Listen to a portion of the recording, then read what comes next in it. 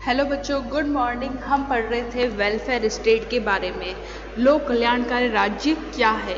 लोक कल्याणकारी राज्य के बारे में जवाहरलाल नेहरू ने कहा था, सभी व्यक्तियों के व्यक्तित्व का विकास करना, सभी व्यक्तियों के व्यक्तित्व का विकास करना, उसके लिए जो है सभी को इक्वल अपॉर्चुनिटी जो है वो प्रोवाइड करवाना, समान अवसर जो है देना, गरीब और अमीरों के बीच जो है वो अंतर को मिटाना और सभी नागरिकों के जीवन स्तर को जो है वो ऊपर उठाना लोक कल्याणकारी राज्य के अनिवार्य तत्व है। हम कह सकते हैं कि लोक कल्याणकारी राज्य का मोटो क्या होता है? सभी व्यक्तियों का जो है वह कल्याण करना। इसके अंतर्गत जो है वह शासन की शक्ति का प्रयोग किसी एक विशेष वर्ग के लिए नहीं अपितु संपूर्ण जनता के कल्याण के लिए किया जाता है।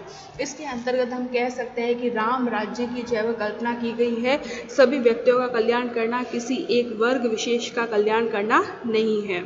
और भारत में जो है वेलफेयर स्टेट की अवधारणा प्राचीन काल से ही जो है वह चली आ रही है, क्योंकि महाभारत के टाइम भी कहा गया है कि जो राजा जो है वह जो नरेश अपनी प्रजा को पुत्र के समान समझकर और उसकी जो है विकास का प्रयत्न नहीं करता है, वह नरक का भागी होता है।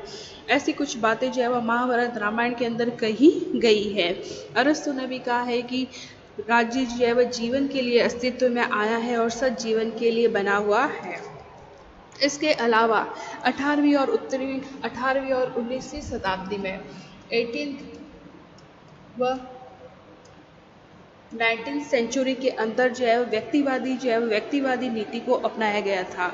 अधिकांशतः राज्यों के अंदर व्यक्तिवादी नीति को अपनाया गया था और व्यक्तिवादी जो नीति का समर्थन करने वाले विचारकों का मानना था कि शासन की शक्ति जो है वह कुछ ही लोगों के हाथों में केंद्रित होती है।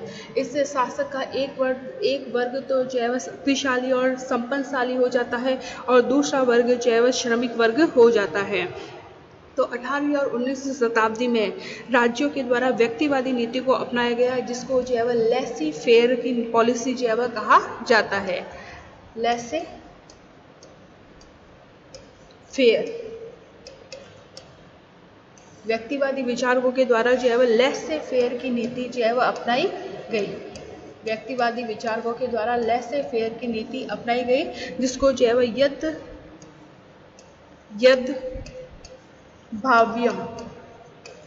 यद भाव्यम नीति जो है वह कहते हैं। इस पॉलिसी के अनुसार जो है वह जो भी इस नीति का समर्थन करते हैं उनमें जो है वह शक्ति जो है वह शासक के एक वर्ग में निहित हो जाती है और वही जो है वह संपत्तिशाली वर्ग भी होते हैं। और दूसरा वर्ग जो है वह श्रमिक वर्ग होता है, जो अपनी क्षमता से अधिक जो है वह कार्य करता है, फिर भी जीवन के साधन जो है वह जुटा नहीं पाता है। मतलब शासन की जो है शक्ति का कुछ ही व्यक्तियों के द्वारा उपयोग करना, मतलब अपने बेनिफिट के लिए यूज जो है वह करना है। इस व्यक्तिवादी जो है वह व्यवस्था को नष्ट करने के उद्देश्य से 1848 के अंदर कार्ल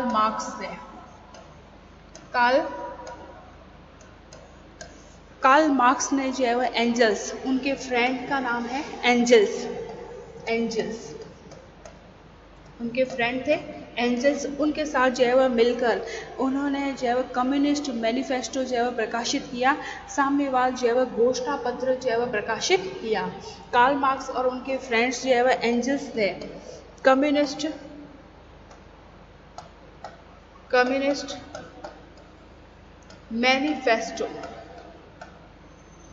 मैनिफेस्टो जो है वह प्रकाशित किया, साम्यवाद घोषणा पत्र जो है वह प्रकाशित किया। इस घोषणा पत्र में था इक्विलिटी की बात की गई थी, मतलब साम्यवाद जो है पूंजीवाद के विरुद्ध था, वह कैपिटलिज्म को जो है वह खत्म करना चाहता था, गरीब और अमीरों के बीच जो खाई है उसको जो है वह दूर करना चाहता था। तो कार्ल मार्क्स और उनके सहयोगियों ने एंजल्स ने जो है वह साम्यवादी घोषणा पत्र जो है वह प्रकाशित किया। बेसिकली जो है व्यक्तिवादी विचारधारा को खत्म करने के फलस्वरूप जो है वह इस विचारधारा का प्रतिपादन जो है वह किया गया। फलस्वरूप जो है वह शासन व्यवस्था को जो है वह सर्वजन हितकारी बनाने का प्रयत्न जो है वह किया गया। इस घोषणा पत्र के द्वारा ये शासन की नीतियों का उपयोग, उनकी जो है वह साधनों का उपयोग जो है वह सारी जनता के कल्याण के लिए किया जाए और शासन व्यवस्था में परिवर्तन जो है वह किया जाए और सभी लोगों का जो है वह कल्याण उसके अंदर किया जाए। और यही पॉलिसी जो है वास्तव में जो है वेलफेयर स्टेट के नाम से जो है जानी जाती है। क्लियर?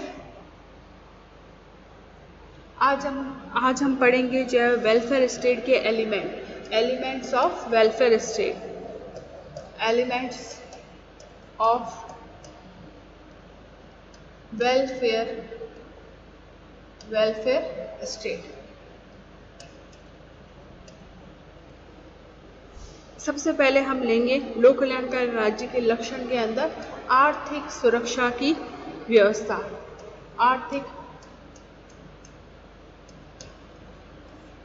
सुरक्षा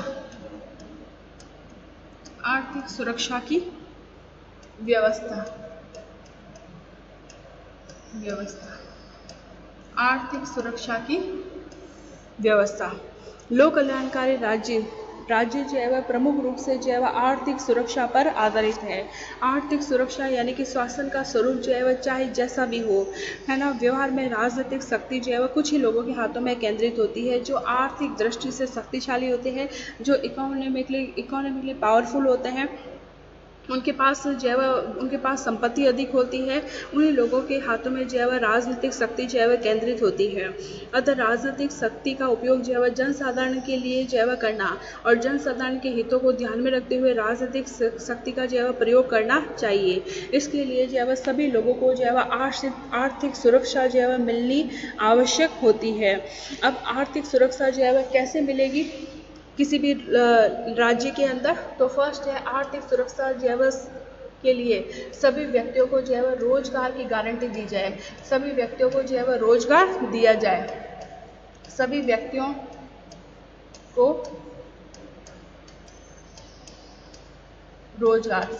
को जो है वह एम्प्लॉयमेंट दिया जाए।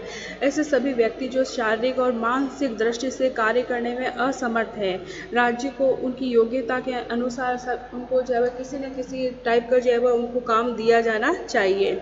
और कोई व्यक्ति जो है वह कार्य करने में असमर्थ है तो उनके लिए जो है उनके जीवन यापन के लिए राज्य के द्वारा जो है बेरोजगारी जो है भत्ते की व्यवस्था की जानी चाहिए। बेरोजगारी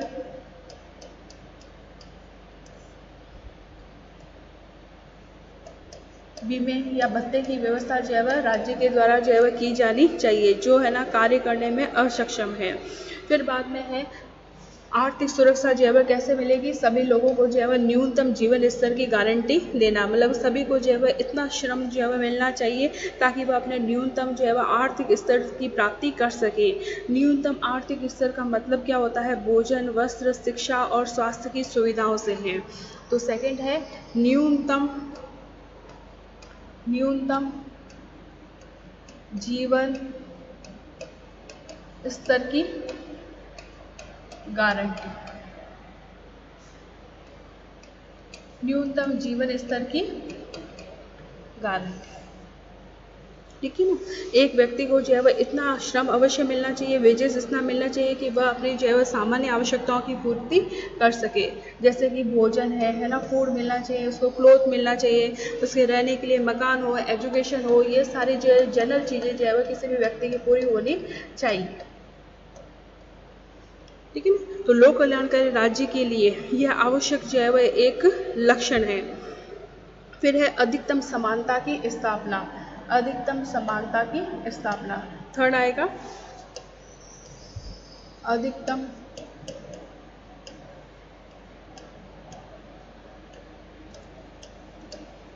समानता की स्थापना, यानी कि लोगों को जो है वह रोजगार जो है सभी लोगों को रोजगार मिलना चाहिए। इसके अलावा जिन लोगों को रोजगार दिया जा रहा है उनकी जो है वह आय और संपत्ति में, है ना, हर लोगों की जो आय होती है उसमें अधिक अंतर जो है वह नहीं होना चाहिए। काम के अकॉर्डिंग उनको वेतन दिया जाना चाहिए। हालांकि जो है वो प्रॉपर्टी और आय की पूर्ण समानता जो है वह संभव नहीं है, लेकिन है ना आर्थिक मतलब कोई भी व्यक्ति जितना काम करे उसके अकॉर्डिंग जो है वह उसको वेतन मिलना चाहिए। यानी कि समाज के अंदर जो है व्यक्ति की आय और समाज में जो है वह सेवा संबंधी कार्य उचित अनुपात में जो है वो होने चाहिए। जहाँ तक संबंध हो, व्यक्तियों की आय के न्यूनतम और अधिकतम स्तर में अधिक अंतर नहीं होना चाहिए। व्यक्तियों की न्यूनतम आय व्यक्तियों की जो है वह न्यूनतम आय और अधिकतम आय के बीच में व्यक्तियों की न्यूनतम आय भाई अधिकतम समानता कैसे स्थापित होगी, उनके आय में जो है वह ज़्यादा डिफरेंस नहीं होगा, तभी उनकी जो है वह समानता स्थापित होगी। क्लियर। तो आर्थिक सुरक्षा जो है वह आर्थिक सुरक्षा के लिए सभी व्यक्तियों को रोजगार मिलना चाहिए और सभी व्यक्तियों की आय में अधिक अंतर नहीं होना चाहिए, न्यूनतम और अधिकतम आय में अंतर नहीं होना चाहिए और समानता जो है वह स्थापित की जानी चाहिए और न्यूनतम जीवन स्तर की गारंटी जो है वह सबको मिलनी चाहिए। ये लोक कल्याणकारी राज्य के जो है वह बेसिक एलिमेंट है। सेकंड हम लेते हैं राजनीतिक सुरक्षा की व्यवस्था। राजनीतिक सुरक्षा की व्यवस्था। राजनीतिक सुरक्षा की व्यवस्था। लोक कल्याणकारी राज्य की दूसरी विशेषता है राजनीतिक सुरक्षा की व्यवस्था। मतलब इस प्रकार की व्यवस्था की जानी चाहिए कि राजनीतिक शक्ति सभी व्यक्तियों में निहित हो। राजनीतिक शक्ति इस प्रकार की व्यवस्था की जानी चाहिए कि राजनीतिक जो है वह शक्ति जो है वह सभी लोगों के हाथों में जो है वह निहित हो। राजनीतिक शक्ति सभी व्यक्तियों में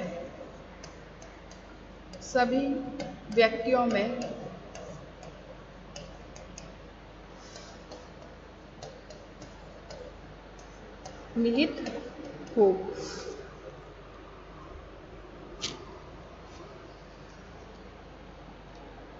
और वे अपने विवेक के अनुसार जो है वह राजनीतिक जो है शक्ति का यूज़ कर सके।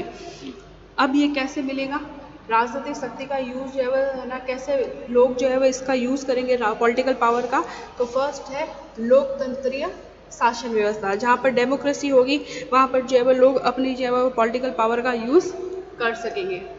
लोकतंत्रीय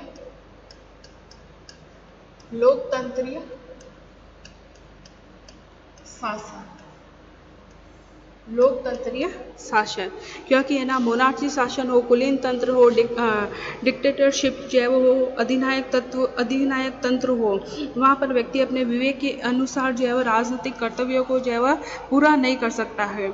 इन शासन व्यवस्थाओं में कोई राजनीतिक अधिकार नहीं होते हैं। मोनार्ची शासन में है, कुलीन तंत्र में लोगों के राजनीतिक अधिकार नहीं होते हैं।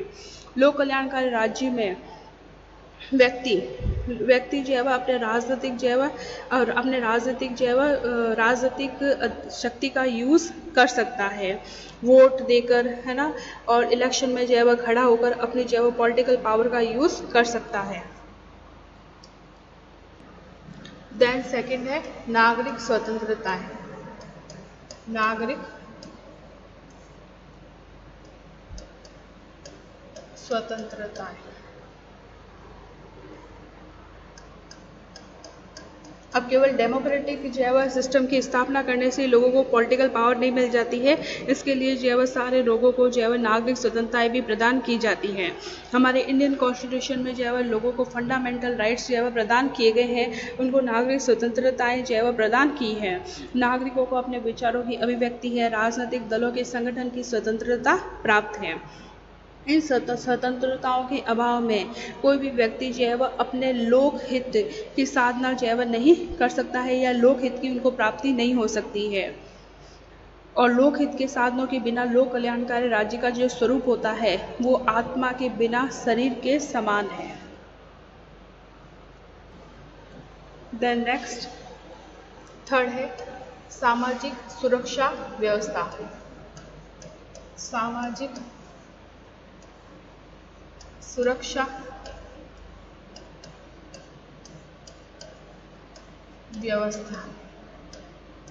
सामाजिक सुरक्षा व्यवस्था।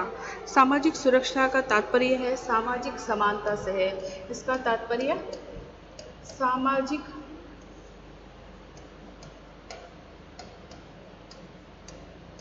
समानता से है।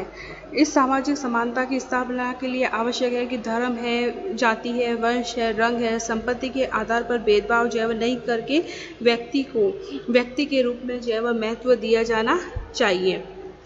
सामाजिक समानता का सिद्धांत इस मान्यता पर आधारित है कि प्रत्येक व्यक्ति के सुख का महत्व हो सकता है, प्रत्येक व्यक्ति के सुख का महत्व हो सकता है तथा किसी को भी अन्य किसी के सुख का जैव साधन मात्र जैव नहीं समझा जा सकता है। हर व्यक्ति के जैव हैप्पीनेस को जैव इम्पोर्टेंस दी जानी चाहिए। किसी भी व्यक्ति को अन्य किसी के सुख का साधन मात्र जैव नहीं समझा जा सकता है। और लोक कल्याणकारी राज्य के लिए आवश्यक है कि धर्म, लिंग, वंश, जाति के आधार पर जैव भेदभाव नहीं किया जाए। फोर्थ है राज्य के कार्य क्षेत्र में वृद्धि। राज्य के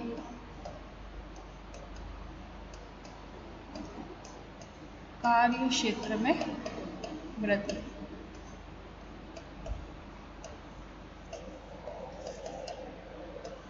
लोक कल्याणकारी राज्य का सिद्धांत जो है वो इस मान्यता पर आधारित है कि राज्य के में सभी जनहितकारी कार्य करने चाहिए जिसके द्वारा व्यक्ति की स्वतंत्रता नष्ट न हो। राज्य को न केवल सामाजिक है, आर्थिक है, राजनीतिक सुरक्षा की व्यवस्था करना है, बल्कि राज्य को डेवलपमेंट के अंदर अपनी इकोनॉमिक कंडीशन को सुधारने का भी प्रयत्न करना चाहिए। इसके अलावा लोक कल्याणकारी राज्य एक राज्य विशेष के हितों से संबंध न रखकर संपूर्ण मानवता के हितों से संबंध रखता है। इसका स्वरूप राष्ट्रीय न होकर अंतर्राष्ट्रीय होता है। लोक कल्याणकारी राज्य का स्वरूप राष्ट्रीय न होकर अंतर्राष्ट्रीय होता है। इसका स्वरूप अंतर्राष्ट्रीय होता है। केवल एक राज्य के हितों की ओर ध्यान नहीं दिया जाता है, बल्कि अंतर्राष्ट्रीय स्तर भी शांतिपूर्ण एनवायरनमेंट राज्य के द्वारा एक्सेप्ट किया जाता है। इसके अंदर ये मान्यता दी जाती है वसुधैव कुटुंबकम, यानी कि संपूर्ण विश्व ही मेरा कुटुंब है। लोक कल्याणकारी राज्य इसी विचारधारा पर आधारित होता है। अब हम लेंगे लोक कल्याणकारी राज्य के क्या कार्य है। पहले हमने पढ़ा था कि राज्य के कार्यों को दो भागों में बांटा गया है, अनिवार्य कार्य और ऐच्छिक कार्य। लेकिन लोक कल्याणकारी राज्य में अनिवार्य कार्य और ऐच्छिक कार्य ऑप्शनल और एसेंशियल वर्क है, उनके बीच ही सीमा रेखा समाप्त हो गई है। अब ये कहा जाने लगा है कि सारे कार्य राज्य के लिए अनिवार्य ही होते हैं, है ना। वही लोक कल्याणकारी राज्य का स्वरूप उसी से डिसाइड होता है। तो सबसे पहले हम लेंगे आंतरिक सुव्यवस्था और विदेशी आक्रमणों से आक्रमण से रक्षा करना। एक राज्य विदेशी आक्रमणों से अपनी भूमि और सम्मान की रक्षा करता है, तभी वह लोक कल्याणकारी राज्य कहलाता है। वह आंतरिक शांति और व्यवस्था भी बनाए रखता है, अपने व्यक्तियों को जीवन सुरक्षा की गारंटी देता है, तब वह राज्य कहलाने का अधिकारी होता है, अन्यथा नहीं। अगर वो विदेशी आक्रमणों से रक्षा न कर पाए तो वो राज्य कहलाने का भी अधिकारी नहीं होता है। और विदेशी आक्रमणों से रक्षा करना अपने राज्य के अंदर शांति व्यवस्था कायम रखने के लिए, लोगों के जीवन की सुरक्षा के लिए वह राज्य के अंदर सेना रखता है, पुलिस रखी जाती है और सरकारी कर्मचारी न्याय की व्यवस्था करते हैं। इन कार्यों से संबंधित जो व्यय होता है उसको पूरा करने के लिए नागरिकों पर अलग अलग तरह के कर लगाए जाते हैं। गवर्नमेंट नागरिकों से टैक्स भी वसूल करती है। नागरिकों की सिक्योरिटी के लिए, है ना, नागरिकों को जो सुविधाएं प्रोवाइड करवाई जाती है राज्य के द्वारा। सेकंड है कृषि, उद्योग और व्यापार का विकास करना। लोक कल्याणकारी राज्य के दायित्व एक ऐसे राज्य के द्वारा पूरे किए जा सकते हैं जो आर्थिक दृष्टि से पर्याप्त संपन्न हो। आर्थिक दृष्टि से पर्याप्त संपन्न हो। इस प्रकार राज्य के द्वारा कृषि, उद्योग, व्यापार के लिए विकास का कार्य किया जाना चाहिए।